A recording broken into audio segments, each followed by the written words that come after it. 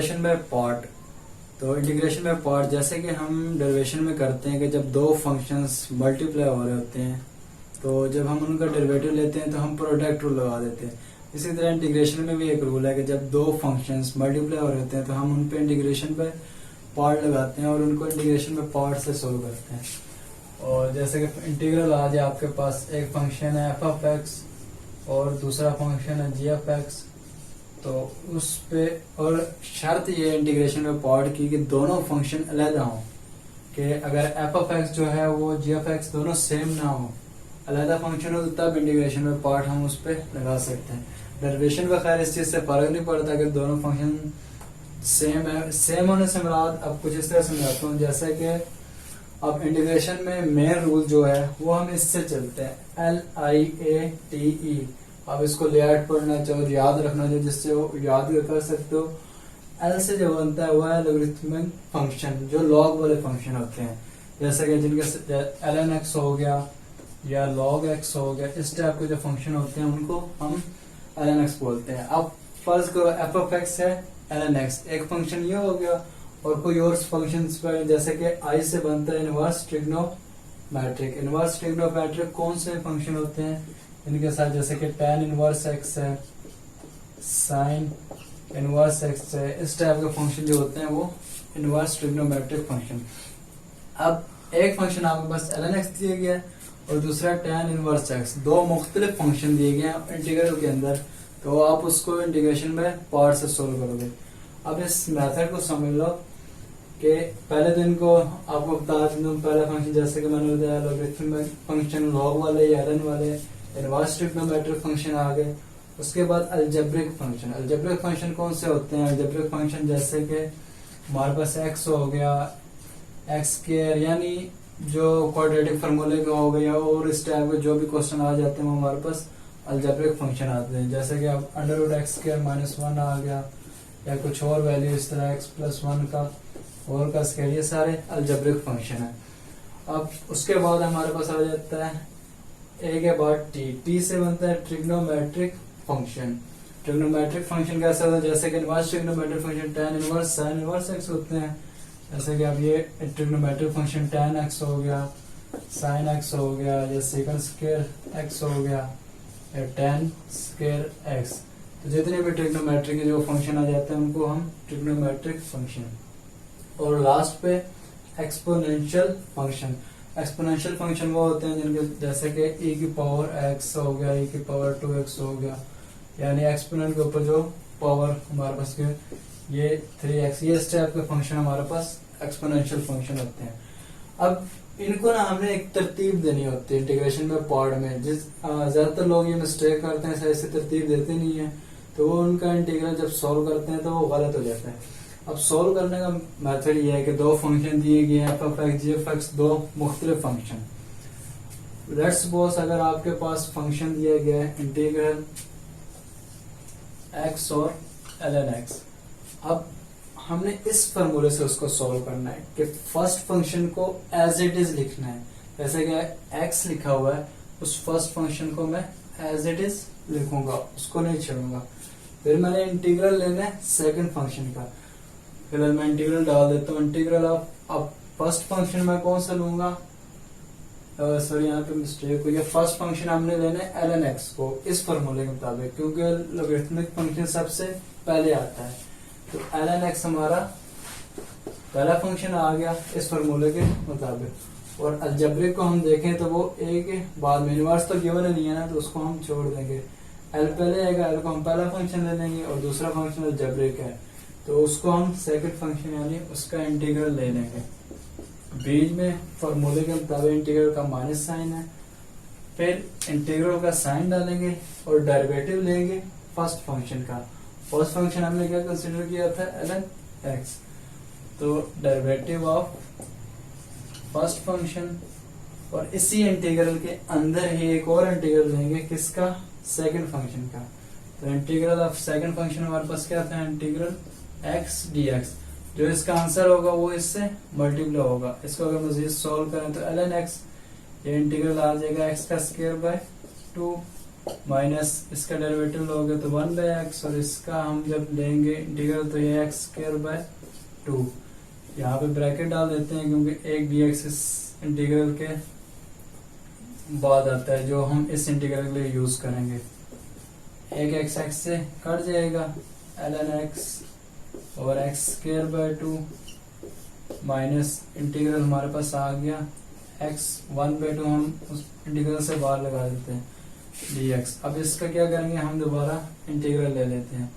ये हमारे पास x²/2 ln x minus 1/2, और इसका इंटीग्रल लेंगे तो x²/2। अब इसी तरह हम और एग्जांपल सोल्व करेंगे ताकि आपको ये चीज सही क्लियर हो जाए। जैसे कि इंटीग्रल x और tan इनवर्स x, हम इस फार्मूले को देखेंगे। इस फार्मूले के मुताबिक जो अलजेब्रिक फंक्शन है वो बाद में आता है और इनवर्स ट्रिग्नोमेट्रिक फंक्शन यानी आई पहले आता है। इसका मतलब ये है कि tan इनवर्स x को हमने पहला फंक्शन रखना है और सेकंड फंक्शन हमने x को रखना है। तो जैसा कि फार्मूले के मुताबिक मैं एक दफा फिर इधर लिख देता हूँ। First function integral of second sign, minus का साइन डालेंगे, इंटीग्रल का साइन डाल के डेरिवेटिव ऑफ हम फर्स्ट फंक्शन और इंटीग्रल ऑफ सेकंड।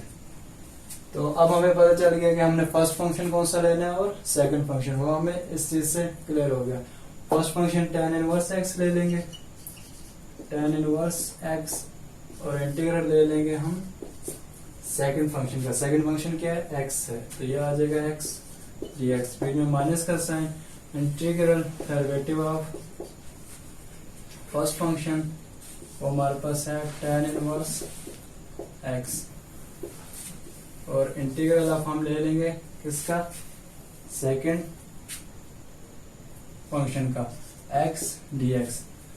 यहां से आप देख सकते हैं first function as it is, integral of second minus का साइन, और फिर डेरिवेटिव ऑफ फर्स्ट फंक्शन, और फिर इंटीग्रल ऑफ सेकंड, और ब्रैकेट डालने के बाद एक dx हम लिखते हैं अलग से। वो इसलिए क्योंकि जब ये इंटीग्रल ले लेते हैं इसकी वैल्यू इसके साथ मल्टीप्लाई होती है और फिर दोबारा इंटीग्रल लेते हैं। tan inverse x as it is आएगा और इसका इंटीग्रल x²/2, तो मैं इसको थोड़ा सा अरेंज करके लिख देता हूँ। x²/2 tan inverse x minus tan inverse x का जो डेरिवेटिव होता है वो होता है 1/1 प्लस x का स्क्वायर। ब्रैकेट डाल देंगे और इसका जब हम इंटीग्रल लेंगे तो इसका इंटीग्रल हमारे पास आ जाएगा x²/2 और साथ dx।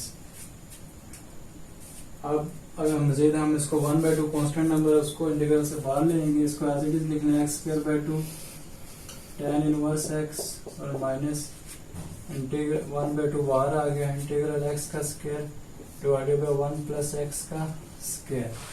इसको हम मजीद ले आते हैं, इस चीज को मैं यहीं तक रखता हूँ और इस चीज को आगे आप बस सॉल्व कर लेते हैं। -1/2 इंटीग्रल x का square divided by 1 plus x का स्क्वायर और dx। अच्छा, ये तो हमने कॉमन सा एक रूल पढ़ा हुआ है कि अगर नोमिनेटर और डिनोमिनेटर की पावर, वेरिएबल की पावर सेम हो तो उसको हम सॉल्व कर लेते हैं। कैसे सॉल्व करेंगे, ऊपर जो वैल्यू है x² को हम अंडर रूट के अंदर रखेंगे और जो नीचे वैल्यू है उसे 1 प्लस x का स्क्वायर। अब हम इससे 1 से मल्टीप्लाई करेंगे तो ये हमारे पास आ जाएगा x का स्क्वायर प्लस 1।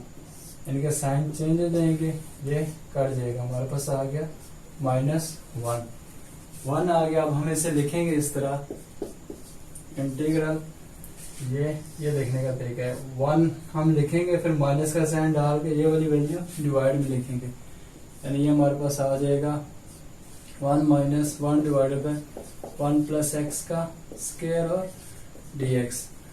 तो जैसे कि इंटीग्रल इस पे अलग अलग ही जाएगा और इस पे अलग, तो ये हमारे पास आ जाएगा -1/2।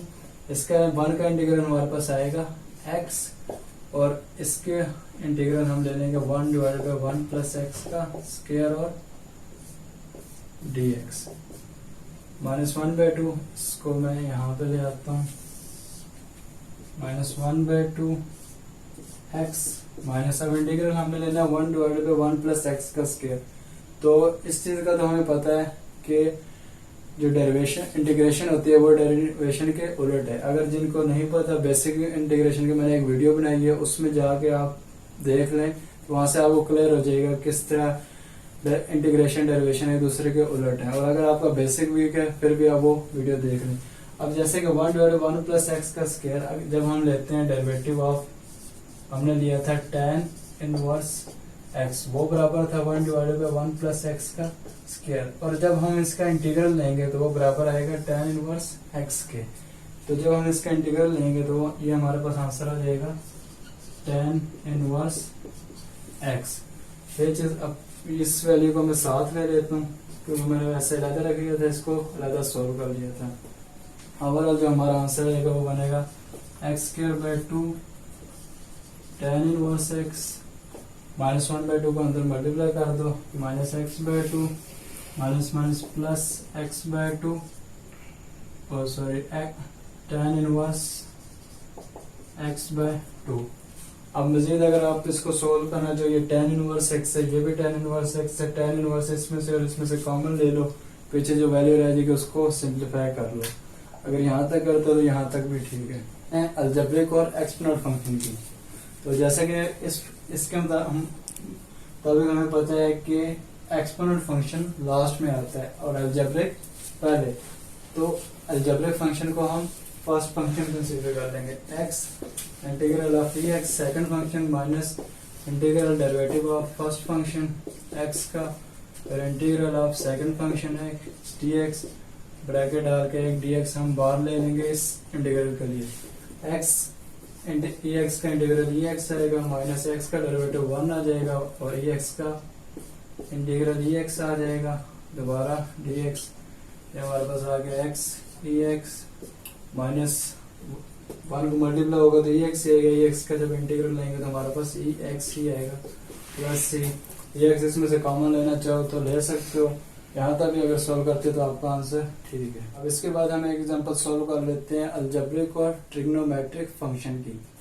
तो जैसा कि इसके मुताबिक हमें पता है कि अलजेब्रिक फंक्शन पहले आता है और ट्रिग्नोमेट्रिक फंक्शन बाद में आता है। तो इसमें हम क्या करेंगे कि अलजेब्रिक फंक्शन को फर्स्ट फंक्शन और ट्रिग्नोमेट्रिक फंक्शन को सेकंड फंक्शन कंसीडर करके बाय पार्ट से सोल्व करेंगे।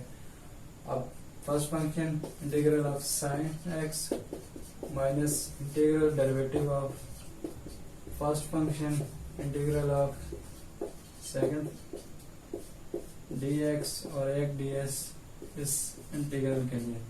x as it is sine x का इंटीग्रल, जैसे कि हमें पता है कि डेरिवेशन इंटीग्रेशन जो है वो एंटी डेरिवेटिव है, यानी डेरिवेटिव की उलट। तो cos x का डेरिवेटिव होता है वो होता है माइनस साइन x, तो साइन x का इंटीग्रल क्या होगा माइनस cos x, इसलिए हम इसको लिख देंगे x minus cos x। Minus x का डेरिवेटिव देंगे तो 1 आ जाएगा, साइन x का इंटीग्रल लेंगे तो माइनस cos x और फिर लास्ट में dx, माइनस इधर ले आएंगे ये हो जाएगा minus x cos x, minus minus plus हो जाएगा इंटीग्रल, ये आ जाएगा cos x और dx। इस चीज को मैं एज इट इज रखूंगा, इस इंटीग्रल को अगर ले लेते हैं साइन x का इंटीग्रल क्या होता है cos x, तो सॉरी साइन x का डेरिवेटिव होता है cos x, तो cos x का इंटीग्रल क्या होगा sin x। तो ये हमारे पास आंसर आ जाएगा minus x cos x plus sin x plus c।